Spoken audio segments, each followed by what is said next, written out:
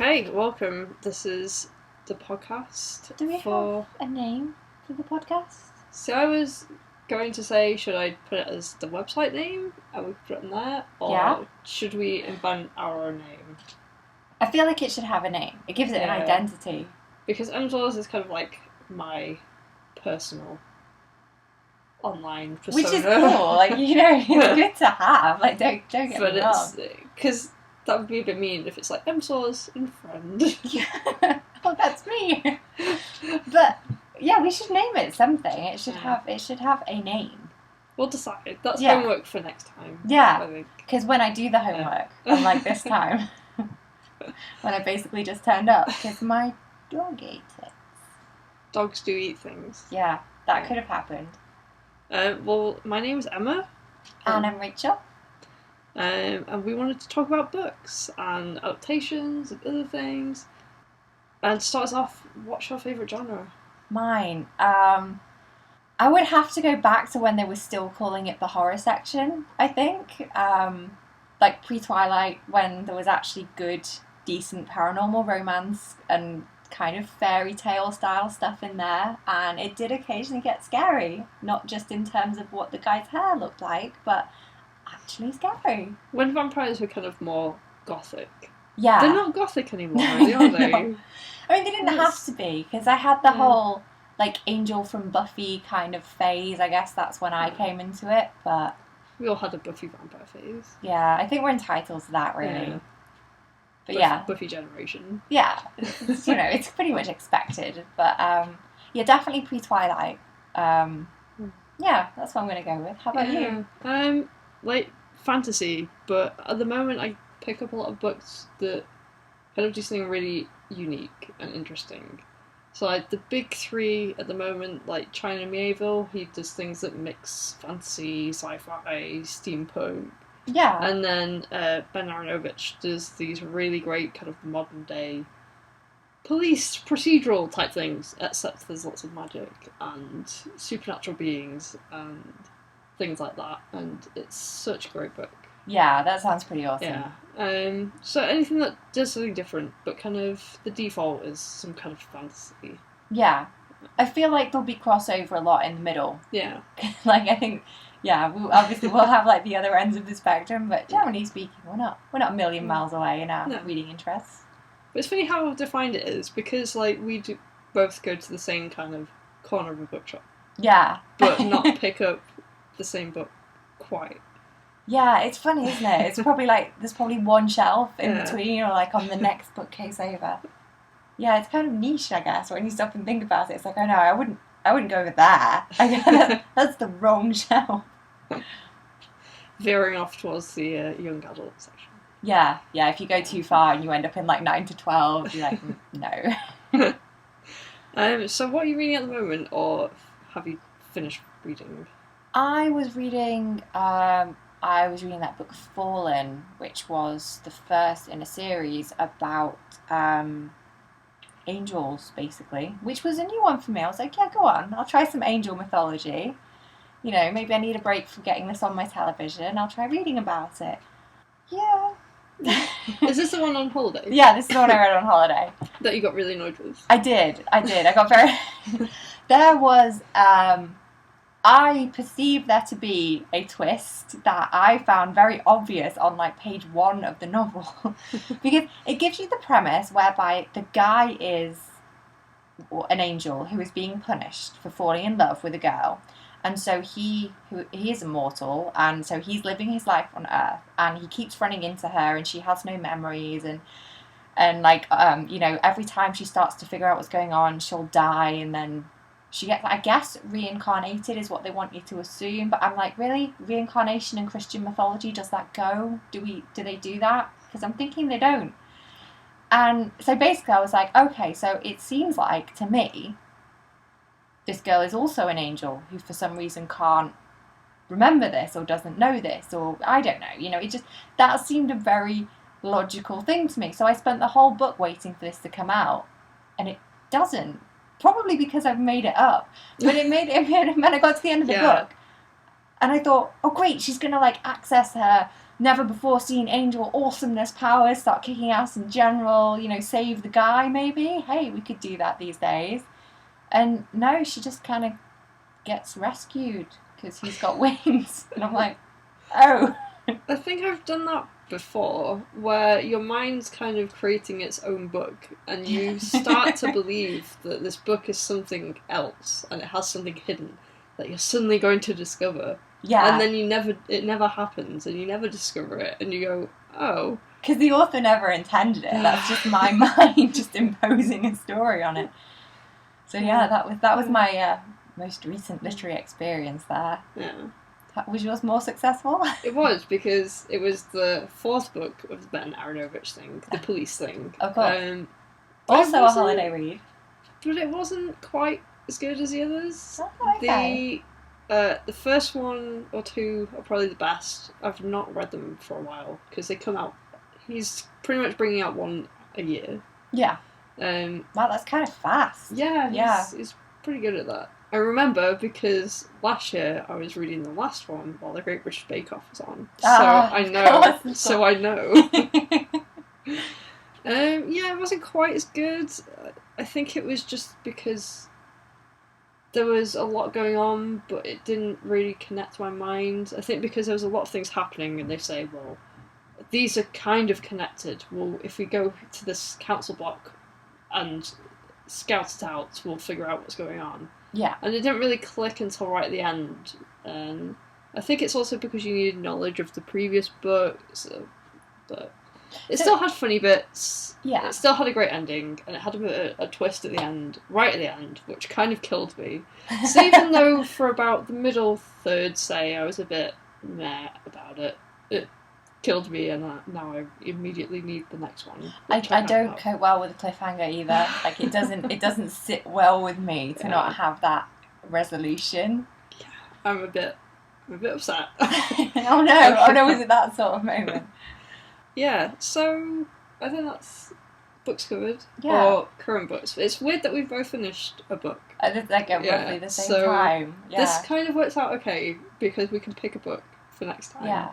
Well, I'm thinking at some point as well, we'll have to swap a bit then, because it will make it a lot easier to talk about. If I read a book you've already read, that'll be a lot easier then to... Yeah, so you've got Divergent to read. Yes, I have. It's been sat there on my bookshelf for like 3 weeks now. So I need something to read. Yeah, what do you fancy? Someone mentioned Good Omens, actually. Oh, so maybe it's time I borrowed that again. Maybe because I borrowed it from you. Yeah. In fact, you just brought it. I might have just left it here at some point. So that might be the one, because I said that very guiltily I've never read a whole Neil Gaiman book. Yeah. I started reading Stardust at a friend's house while everyone was still asleep. Oh no. And then everyone woke up, and then I put it back and then never touched it again. And well, then, you've seen the film. Yeah. Because it doesn't... It's not a horrendous adaptation, she says. I quite like the film. It's quite... It is quite... Because that's very mean. No, tell a lie. I did finish reading it. You did finish it? I did. Yeah. I'm sure I did, because I'm sure things were different at the end. Oh, yes, it does. It does have a different ending to the film. I don't want to spoil it in case you actually haven't read it. Oh, I don't feel so bad about myself. I have read a Neil Gaiman book. Because obviously everyone loves Neil Gaiman, and he's such an important, guy. And the fact that he's written comics, and I love comics, but I've not read his comics. No. Well, no, I haven't. Well, I have to say that I've read quite a few Neil Gaiman books, and I love them because I really love that fairy tale side of the genre. I think it's brilliant. If you do a modern day retelling, or even just tell me an old fairy tale with some wry humour, I am so there. So I picked up a couple actually. I've read quite a few of his books, and but I did find, I'm trying to remember what it's called. This is how bad of a fan I am. But I read the one that's set in America, and it's the they're adapting it, I'm sure, for a series at the moment, and the main character is called Shadow. It's a guy called Shadow. And it tells this story, and it's all about gods. It's obviously I'm obviously dancing around the title here. It'll be really But yeah, and I... So I would say if it was Yeah. Good Omens, but it's not Good It's Omens. not Good Omens. No, it's not. It's American Gods. Yeah. That's what it's called. Oh, American okay. Gods. Which is now being adapted, I believe. Yes. And I read the book. I enjoyed the book. It didn't grip me. Like, it wasn't one where it's like, oh my god, I have to keep reading. Yeah. But I suspect that the TV series, and I can't quite believe I'm saying this, is maybe going to be better than the book if they ever make it. I know, that's a big statement right there. Well, I wonder if his stuff is just very good for adapting then, because like I've not read Coraline, but I really, really love Coraline. The film, yeah. Maybe he does. Maybe he lends himself to. It's very strange. That. Yeah, because with Good Omens, I read it obviously, and my initial impression of that book was I should not be reading this for the first time. Like, I got about 3 pages in and I was like, oh, I should have read this so many times before. Like, you can tell they're all sort of in-jokes for the people who've already read the book. That's good. Yeah, so that is on my, like, top 5. Yeah. Like, I really like Good Omens. I bought the audiobook so I could listen to it on the way to work. Well, I spoke to someone just before this and they said they had a book that was their favourite book ever for 20 years going, and then all of a sudden they read this and it knocked it off. And I went, well, it's going to be a good book then. Having built it up. Because your favourite book changes and your taste change. I feel like you'd normally have one, like a safe one that you go back to. Yeah, like my pole position, my favourite book is still Sunshine by Robert McKinley, and has been for pretty much as long as I can remember.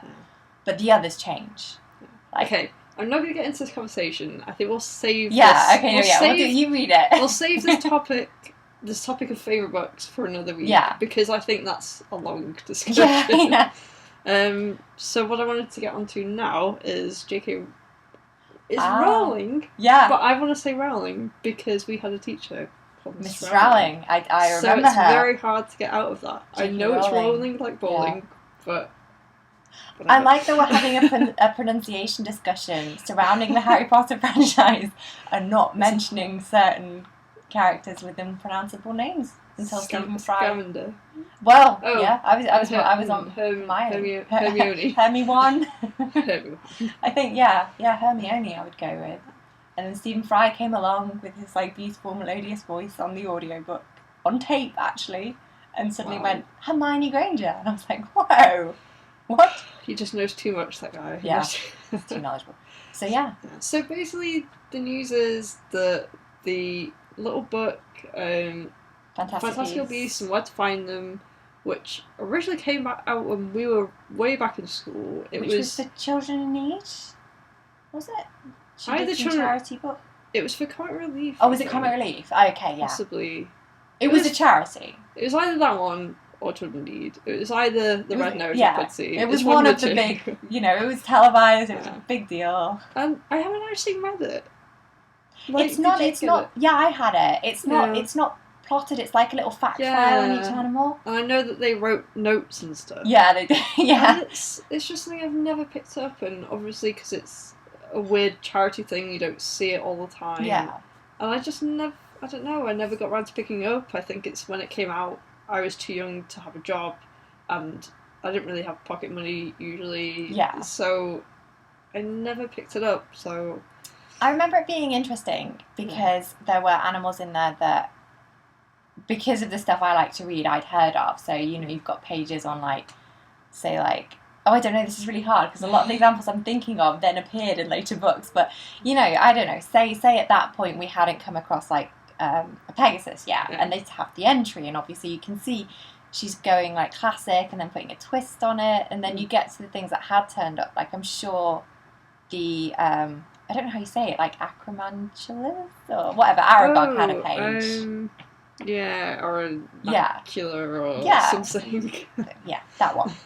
And you've got Ron. It's obviously Ron, because everything has like a scariness rating that's obviously called, how dangerous is it on like a 1 to 5, and he's just drawing like extra skulls in at the end, and I'm like, yeah, that's. I've seen that page. Oh, is that right? while the story's been about, and it was saying a nest supposedly in Scotland, and then they've written on confirmed by Ron and Harry. Yeah, that's the one. Yeah, and he's like... So, yeah, I'd be interested to see what the narrative... Well, have you... Basically, it's going to be the guy who writes the book, so Newt Scamander. Yeah. It's going to be him in his younger years, I think 20-something, I'm guessing. And it's going to be... I'm not sure if it's going to be completely set in New York, or if it's just going to start in New York.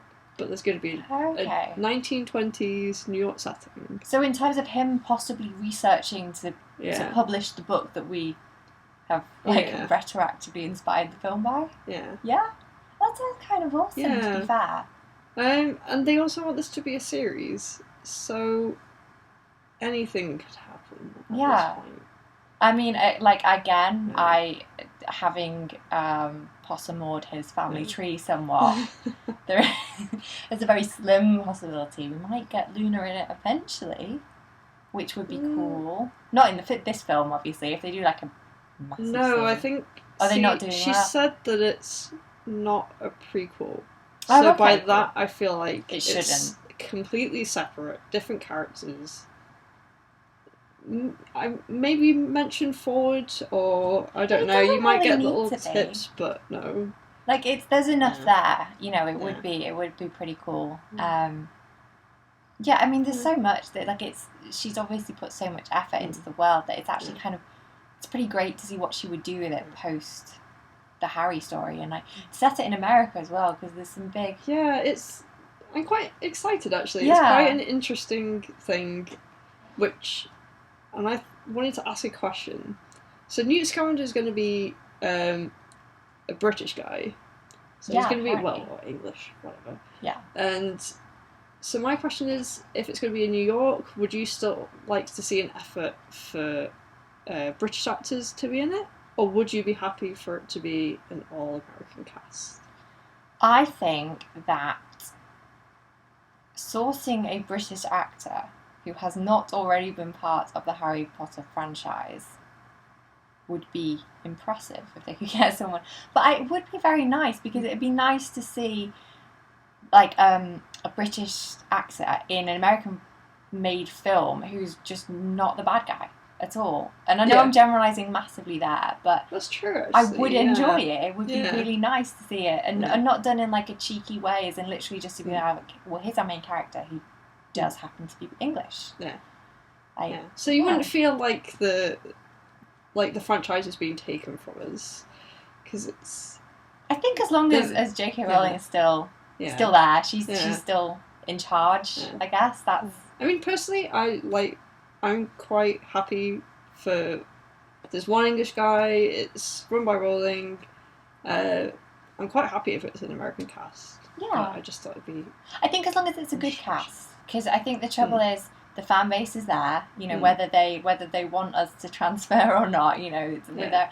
And I think everyone's going to have quite high expectations. So I would worry that they're going to be in for a lot of criticism before they've made any mistakes. So I think it would be harsh for me to judge it now, because it's not really very far along in the process yet. Yeah. So I'm open to it. Yeah. So the next topic is something that we've kind of just missed. Yes. Mortal Instruments, because we were out of the country. We were going to see it. There was last showings about a week ago, but it's one of those where they have one showing a and day. It's just at God knows what time, and you can't be there because we need money and we have to work. So basically, it seems silly to want to talk about something we've not seen, but have you read City of Bones? Yeah, I read... So we've both read City of Bones. I read the first trilogy, so I read the Mortal Instruments one. I believe there's now at least 2 of the next trilogy. I've not read those. But you read her other series, the Clockwork Angel, is it? Yeah. Which I've not read. I picked up... I've not read the second one of that yet. Okay. I've read the first one, and I really enjoyed that. It's something a bit different. It had some of the typical, YA tropes, so there's bits of romance in there, which I'm not a massive fan of, but it was okay, it was fine, and it was really enjoyable. I went back to see, because the second book wasn't out yet, so Yeah. I went back to see what the other series was like. Read it, I thought, it's okay, it's a bit more run of the mill, very much like urban fantasy, Yeah. but it was that ending. Yeah. And I want to see if how the film has handled this. It's just so. Why? Should we mention what this is? I think Can we well, mention yeah, I think. I think we're near the, like... We're far enough into the series now. If you care, you've probably read it. If you don't care, or what have you. And we're also near the end of... Yeah. Maybe tune out for, like, the next couple minutes. And then go back. If you've not. So, basically the twist is, it's a love triangle type thing, but she's kind of got feelings for one guy. Yeah, she's pretty decided from the start. And then there's a hint that maybe he might possibly be her brother. And that was the point that I put that book down and went, well, I'll not be reading the next one now. I read it and I literally went, well, clearly he's not, because that wouldn't have got published. So how long? You're smarter than me. I was like, how long are we going to drag this out? Because there's no way they let you write an incestuous relationship into a book and publish it. I was like, I would have believed the other guy, the dude who was like into Claire. I can't remember his name. The one who's like not Jace, like the other guy, the Jacob. Yeah. I would have believed he could have been related because they've not explored that side. Like, that to me would be more of a shocking swerve, because I'm like, hang on a minute, that could be true. They've not pushed any, like, worrying boundaries there. So, yeah. But and I was a bit like, yeah, it wasn't really that. I mean, it's a small gene pool to start with, so it didn't really seem like we don't know of that many adults who are shadow hunters, and then there's like 4 kid shadow hunters, so, and then like Clary or whatever. I can't quite remember the numbers on it, but yeah, it didn't thrill me, and I wasn't expecting to be disappointed in that way, because I had read her fanfiction before she changed the spelling of her name.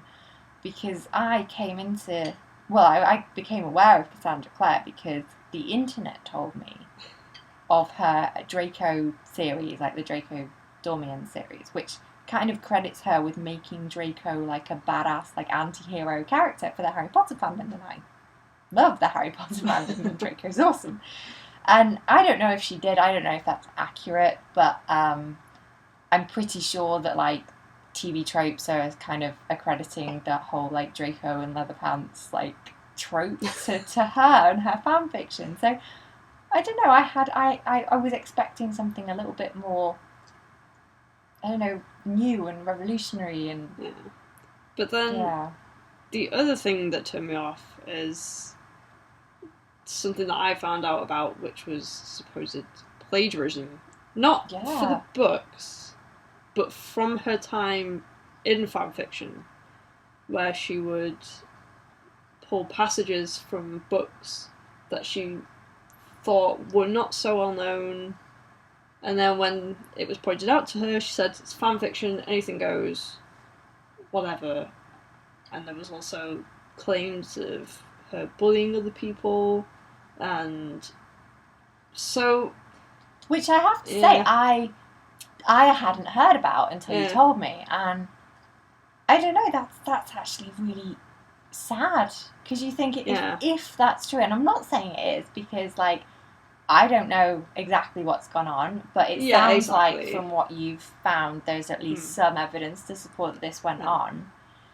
I kind of feel like maybe she doesn't deserve to get published if that's how she got there, if that's... I mean, if we take away the cyberbullying part, because that might be a two-way thing. She might have been put in a corner and reacted very badly. But if you take that away and say that the copying is still true, there's just something very worrying about someone who would do that and not explain it when they published it, even if it is just fanfiction. It's claiming something is yours when it's not. Yeah. Basically. Because I have to say, especially when I started out writing, because I love writing. I love it. And more than anything, I'm not going to lie, I love writing bad fan fiction. It amuses me. I love it. And when I first started, back when we were in school, I am sure I plagiarized the hell out of stuff. Like, I'm sure if I went back, I'm sure I did it. Like, there's probably passages, But the thing is, there's a difference between maybe picking a character or a plot point and... Like training wheels. Yeah, I think you do that, and sometimes you realise you're doing it, sometimes you don't. But this was very specific passages and very specific wording, word for word, replaced a name with another, mixed it in with a bit of other stuff, but then... And that's kind of worrying. So, I mean, I was on the fence about her anyway, because I thought the newer series, I thought that was more interesting, because it's a Victorian setting, it was a bit different. And then the other one was a bit whatever. And then I heard about this while the film was just gearing up to come out, and so it's why I have very mixed feelings. And but I can see, like I said, I didn't know about this beforehand, so like now it kind of has changed my opinion, because I would have said I had an overwhelmingly kind of positive opinion of her. But particularly when I was actually reading the Mortal Instruments series, like I actually thought that she was like great, you know, and I was sort of like, okay, you know, maybe it's not the best thing I've ever read, but equally this is someone who's young and published, and like didn't she get a 3-book deal right away or something? Like, you know, she done really well, and then finding all this out, I'm now a bit like, oh well, maybe I was wrong to think that, or you know, maybe I didn't have the whole picture at least. But it's very difficult, because if she only plagiarized when she was doing fan fiction, then her books are still her writing. Yeah. So that's the other. I mean, she's not. You kind of dislike what she's done, but she's not plagiarized in her books. Like that's and I guess to an extent, not in that way, but obviously, drawing that line in fan fiction between what's plagiarism and what isn't, it's gonna, you know. I mean, that things get messy in fan fiction. Yeah, of course. I mean, with regard to the actual books she had published, I didn't dislike them. I found them enjoyable. I personally just found that the shocking twist of, oh no, we'll drag our love triangle out over the next 3 books, because why would you resolve it in book 1? It didn't really work for me, because, like I said, I just had that moment where I was like... So I think you're like Divergent, because there's none of that. It's YA without the bullshit, basically. I'm so up for some of that right now. I mean, I think I've decided by this point, because I've tried a couple of recommendations. I wasn't a fan of Divergent at first, but it won me over, so I think you will really like it, definitely. Well, it was sold to me off of the fact that the main character is reportedly called Triss, which has been my internet username for, like, since the internet began, pretty much. Like, I discovered the internet and I was like... I think of Triss and I go back to school. Yeah. I should point out at this point that, like, we're both mid-20s, so school is way back. Quite a while ago. Further back than we would like to have been. And now I feel old. But yeah, it's... That's how it was sold to me. So I mean, we had childhoods without internet. That's like... we got it, didn't we? Like, when we were... By the time we were in senior school... I think the internet was a thing. It was around. GeoCities, man. GeoCities. So, at the moment, there's been quite a lot of YA adaptations in cinema, and there's a lot coming out. But Mortal Instruments apparently flopped. But maybe we should try and watch it at some point when it comes to DVD and see what we think then. Yeah. There's Divergent is on the way out.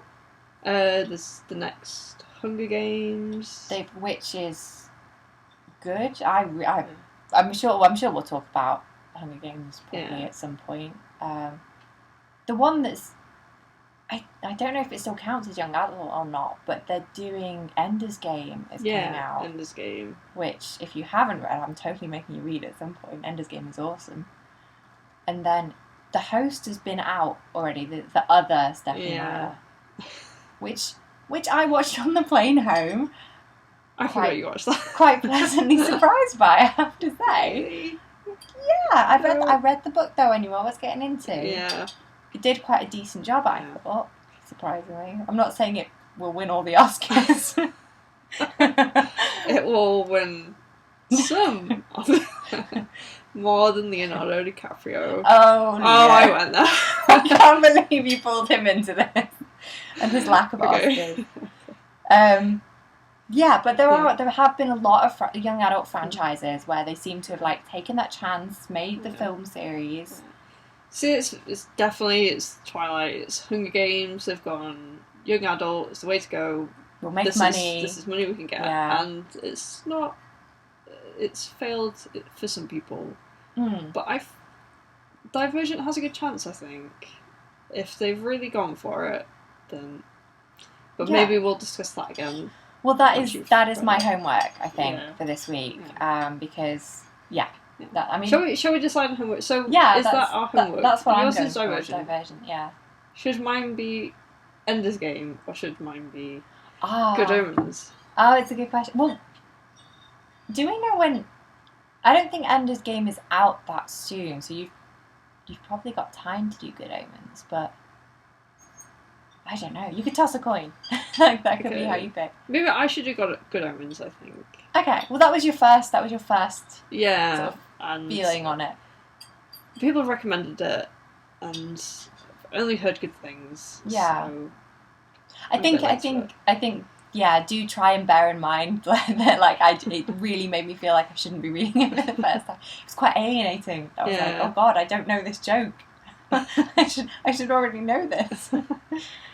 I think that's everything we want to cover. So we don't have questions for people because obviously we're not out there yet. Yeah. So this is the tester. We'll see how it Hopefully goes. it was good. I enjoyed it. I had fun. Better than my usual Friday night. And we've got to pick a name. Yeah, we should. For next time. We should, yeah, we will have to pick a name. But if you did want to get in contact, I have a Twitter, which is mjaws in3D, which I will put in the details of wherever I choose to put this. And I have recently hacked back into my Twitter account and don't know it yet, but I will find out. I will put that in the description. Yeah. Next time. Yeah. Lovingly for next time. Yeah. And friend. And friend. Emma's and friend. Yeah. You know we're going to end up with that as the name, don't you? Like that. But yeah. That's my plan. Yeah. I feel like this has gone well. See you next time. It's good. Bye.